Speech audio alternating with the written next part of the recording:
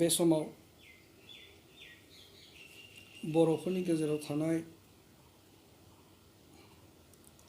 Portal रादाबफोरखौ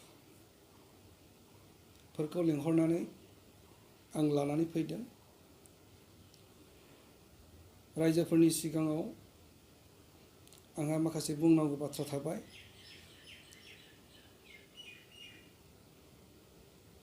दा बेनि थाखायनो आङो जाय बाथ्राफोरखौ बुङाबा आंहा जानाय नङा, आंनि थाखाय एसे उसुबिदा जागोन। बेनिखायनो आङो दिनै माखासे खोथा बुंनो गोनां जासिगोन। स्पेसियेलि दाखालिबावै बर'फोरनि गेजेराव थानाय इंखं टेलिभिजननि गेजेरजों मोनसे रादाब ओंखारदों, मोनसे निउस ओंखारदों। बेखौ लानानै आं दिनै उसुखुथु जानो गोनां जादों, रागा जोंदों आरो दुखुबो मोनदों। बेनो जाबाय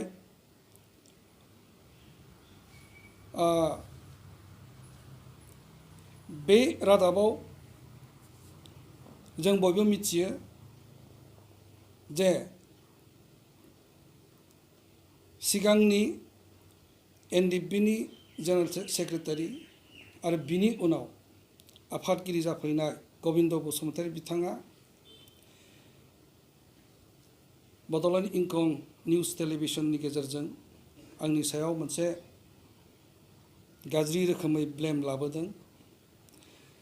बे ब्लेमानो जादों जे धीरेन बर' बिथाङा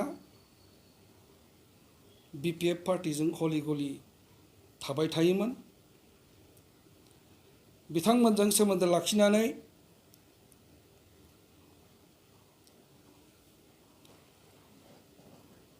रांजों बायजाबाय, बिथांमोनजों थानानै गाब्र'हैबाय आरो आफादनि एनडिएफबिनि जिथुनाखि प्रिन्सिपाल आरो खौसे सोमावसारनायाव जि मोनसे प्रिन्सिपाल बा दिनै नियम निथि दङमोन, आब्रुथि दङमोन, बेखौ सेफायनायनि थाखायनो एनडिएफबिनिफ्राय आफादगिरि जाबाय थानाय समाव होखारनाय जादोंमोन। बेबायदि होननानै दिनै माखासे ब्लेम बिथाङा लाबोदों। आरो बिनिफ्राय आरो मुंख'नांथाव मोनसे ब्लेमानो जाबाय बिपिएफजों सोमोन्दो लाखिनानै आफादनिफ्राय होखारजानायनि सप्ता 7 साननि सिगां हाग्रामानिफ्राय 1 कौटि रां लानानै फैदों। बेबायदि दायनि थाखाय एनडिएफबि आफादनिफ्राय होखारनाय जादों, एक्सपेल खालामनाय जादोंमोन। बेखौ बे गिदिर दायखौ दिनै बिथाङा आंनो होबाय थादों। आरो बेल' नङा, जेब्ला एनडिएफबिआ आगस्तनि 25 तारिखआव गावस्राबाय, बे समनिफ्रायनो बिथाङा गोबां समाव गोबां जायगायाव गिदिर मेल मिटिङावबो आंखौ गोबां ब्लेम होबोबाय थादोंमोन। आंखौ बिथाङा फारियै पावार मंगार, लाइफ टाइम प्रेसिडेन्ट जाबाय थानो नागिरनाय, 10 बोसोर प्रेसिडेन्ट जानानै जेबो मावनो हायाखिसै होननाय,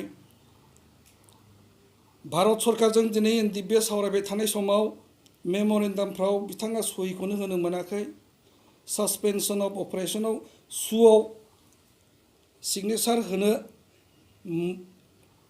होनो मोनैनि थाखायनो एनडिएफबिनि होखारजानाय आफादगिरिया भारत सरकारजों गनायजानाय नङा, बेखौ सिजफायाराव सहि होनो मोननाय नङा होननाय बाथ्राफ्रा, आरो दिनै एनडिएफबिआव थानानै एन्टि पार्टि एक्टिभिटियाव खामानियाव लोब्बा जादों होननानै बिथाङा आंखौ बारे बुंबाय थादों। बिथाङा आरोबाव आफादगिरि जाबाय थानाय समावनो एनिमि केम्पजों सोमोन्दो लाखिनानै पार्टीनि एगेन्स्ट खामानि मावदों होननानै बिथाङा आंखौ बारे बारे बुंदों। जेब्ला होखारजाबाय आं एनडिएफबिखौ गोख्रों हिसाबै लिड खालामफिनबाय, भारत सरकारजों सावरायबाय। बेखिनि समाव बिथाङा आंखौ एक्सपेल लिडार होननानै प्रसार खालामबाय थादोंमोन। हारिनि माहारिनि उदांस्रिनि दावहायाव आङो दिनै पुलिस आर्मिजों हमजानानै कनभिक्ट जानांदों, जेलाव थानांदों गोलाव बोसोर, 9 बोसोर जेलाव थानाय समाव ओंखारफिननानै नि उनाव आंखौ कनभिक्टेड लिडार होननानै बिथाङा प्रसार खालामदों। आरो बै कनभिक्टेड लिडारा इलेक्सनाव खुनु रोखोमै बाहागो लानो मोना, केन्डिडेट जानो हाया होननानै बिथाङा बारे बारे बुंदों। आरो दिनै आं सामाजिक भाबै आंहा लिरनायाव आखाइ दं हिसाबै थांखि गैयै समाज होननाय लेखा आं लिरदोंमोन। बे थांखि गैयै समाज टाइटेलखौ लानानै दिनै गोबां दिनै बिथां आरो बिथांनि लोगोफ्रा दल संगठनफ्रा थांखि गैयै लिडार होननानै जेरैबायदि ससियेल मिडियायाव आंखौ फोसावदों। आरो दिनै बेल' नङा, आंखौथ' बिसोर ब्लेम होखादोंआनोसै। बिनि अनगायैबो दिनै गबिन्द बसुमतारी बिथाङा गावनिनो मावथि एनडिएफबिनि सोद्रोमाफोरखौ, जायफोरो गावनायनि उनाव गावजों थायासै, बैबायदि आफादनि केडारफोरखौनो, गोजौ थाखोआनो जा गिदिर गाहाय थाखोआनो जा, दिनै दिन्थिलांमोना जेब्ला आफादा गावाखैमोन बेखिनि समाव गोबां सेक्रिफाइस खालामबोदोंमोन बिथांमोना। सेक्रिफाइस खालामनानै गावस्रानि सिगां बे सासे काउन्सिलनि मेम्बार जानानै दंमोन। बेबायदि मानसिखौबो दिनै बिथांमोना गिदिर मोनसे बम्ब ब्लास्टआव 2008नि बम्ब ब्लास्टजों सोमोन्दो दङ, बियो वान्टेड होननानै बारे बारे फिंगार पइन्ट खालामनाय आरिनाय बाथ्राफ्रा दिनै बिराद लासिं सिं जादों, बिराद दुखु मोनथावना जादों। बेफोर गोबां ब्लेमफोरखौ दिनै गावनि मानसिफोरखौनो, गावनि केडारफोरखौनो, आरो दिनै आंखौ आफादगिरि जाबाय थानाय समावबो बेबायदि मोनसे दिनै आंखौ बेबायदि ब्लेम होबाय थानाया बेयो दुखुनांथाव। आंखौ दिनै बिथाङा बेबायदि ब्लेम होनानै आंनि जिथुनाखि इमेज, आंनि जि महर मुस्रि, बेखौ दिनै बिथाङा दिनै म्लान खालामनो नागिरदों। आंखौ लाजि फोनांनो सानदों। बेनिखायनो आङो बे बिथांनि टेलिभिसनाव होनाय बे बिबुंथिनि सायाव आंहा अबजेक्सन दं। आं बेखौ दुखु मोनदों। बेबायदि मोनसे बुंनाय बाथ्राखौ लानानै आं दिनै दलरै जनाय थानांगौनि बाथ्राखौ आं सिन्था खालामगोन। बेनिखायनो आं बिनि सायाव एक्सन लागोन। आं बिथांनि सायाव केस होगोन, मानहानि होगोन। आं दिनै बे थांखिखौ लानानै दोनदों। दिनै बिथांमोना जि मोनसे आंनि सायाव ब्लेम लाबोबाय, बेफोर ब्लेमा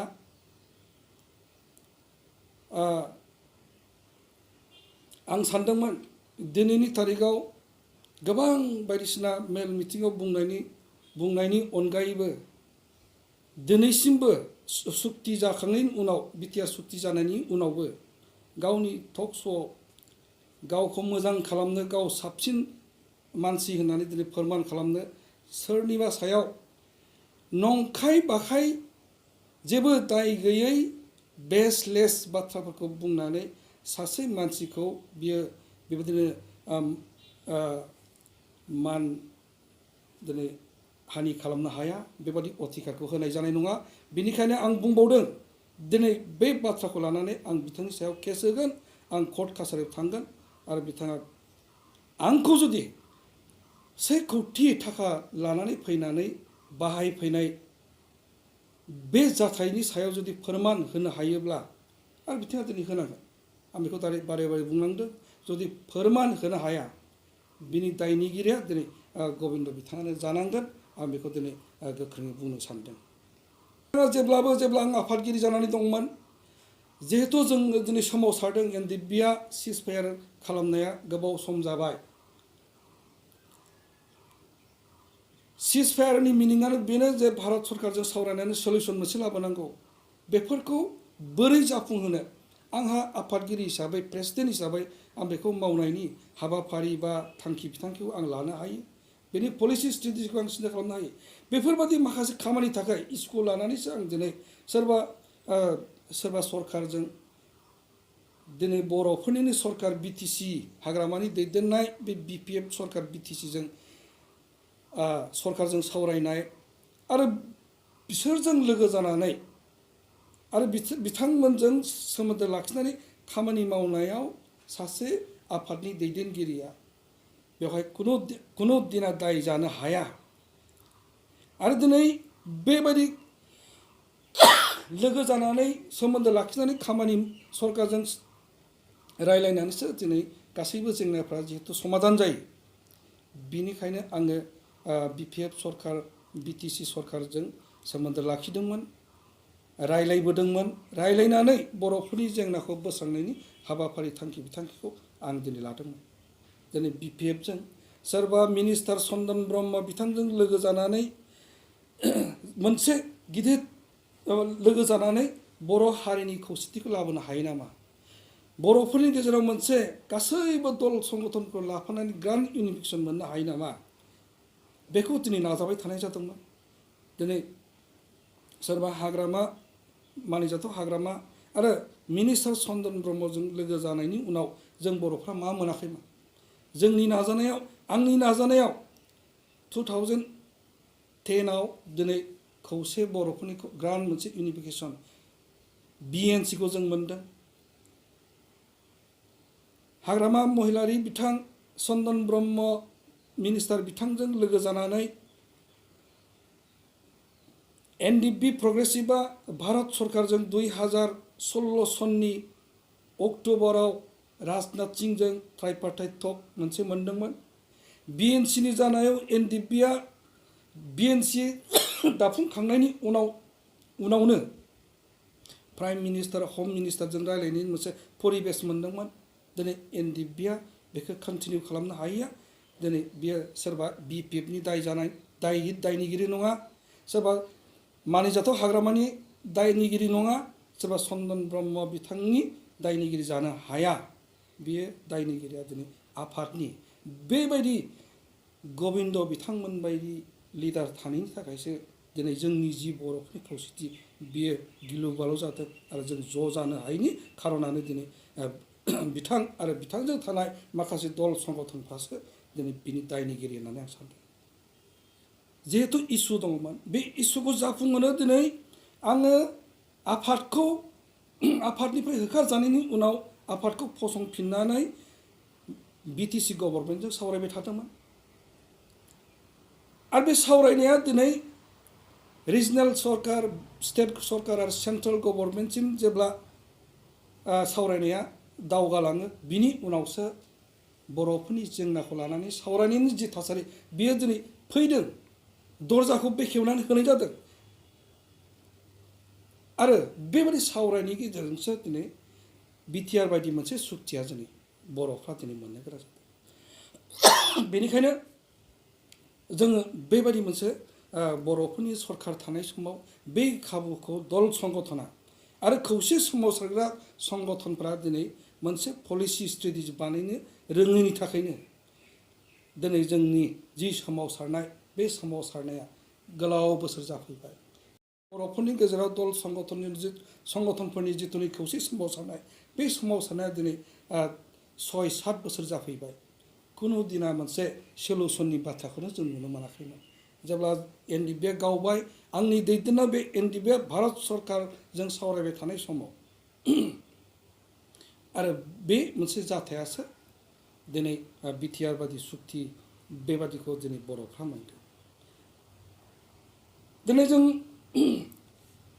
बर'फोरनि गेजेराव खौसेथिनि मोनसे बिराद गिदिर आंखाल जानानै फैबाय थादों बेखौ रावबो दिनै खालामनो हायाखै खालामनो हायैनि खारन बेवहाय गोबां दङ जेब्ला बिएनसिआ ग्रान्ड मोनसे बिएनसिखौ मोनबाय बेखिनि समाव दिनै प्रमद बर'नि दैदेननाय दुलाराय बर' फरायसा आफादा बेवहाय थाफैयासै, बेवहाय थानानै खामानि मावासै। आरो बर'फ्रा दिनै बे खौसेथि गैयिनि थाखायनो दिनै मा खहा जादों बेखौ दिनै बुंबाबो बुंस'नो हानाय नङा। मोनफ्रोमबो इलेक्सनाव दिनै जों जेनबोनो गोनां जादों। थांनाय समफोरनि इलेक्सनफोरखौ जों रिसेन्टलि नायोब्ला जोंनि खौसे जानो रोङिनि थाखायनो 10 बोसोर एमपि टार्म्स मोननै एमपिखौ जोङो सोरनिबा आखायाव दिनै हरनो गोनां जादों। आरो दिनै बिटिआर सुक्तिनि उनाव मोनसे इलेक्सन जाबाय थानो नागिरदों। बै इलेक्सनाव दिनै सोर देरहागोन, सोर सरकार रुल खालामगोन, बेबो दिनै मोनसे सोंथिनि गेजेराव दिनै फैनो गोनां जादों। मानो होननानै बुङोब्ला बर'फ्रा दिनै खावनै स्रा गावनानै दंखायो। बेवहाय दिनै गुबुन गुबुन दल संगठनफोर दङ। दिनै बिजेपि फैबाय, हिरा सर'नियानि पार्टि फैबाय। दा बेबायदि मोनसे गिदिर गिलु बालु थासारियाव दिनै बर'फ्रा बे बिटिसि बायदि मोनसे खुंथायखौबो बर'फोरनि आखायाव दोननो हायाब्ला बियो बर'फोरनि थाखाय बर'फोरनि जिथुनाखि इयुन बियो जोबोद खोमसि जागोन।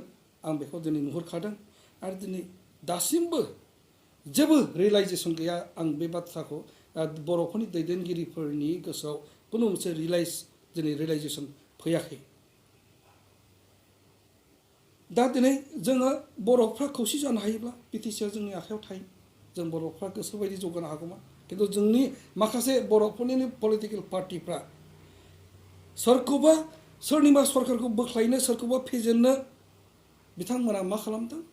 दिनै अना बर'फोरजोंबो लोगो जानो बिथांमोना दिनै हास्थायदों। हिरा सर'निया, जाय हिरा सर'निया दिनै ट्राइबेल सिटनि एमपिखौ दिनै खेबनै गोजों बे लानानै थांबाय, बिसोरजों दिनै सिं सिं लोगो जादों। गासैखौबो खालामजोबनो हायो।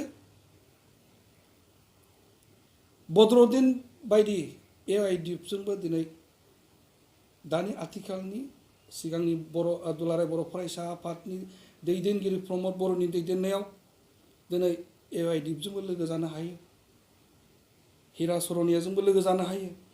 आरो अना बर'फोरजों लोगो जानानै दिनै बिटिसिनि जिथुनाखि फिउचार बेखौ दिनै सोरनिबा आखायाव गथायहैनायनि जि मोनसे खैसारि, बियो दुखुनांथाव, बियो लाजिथाव।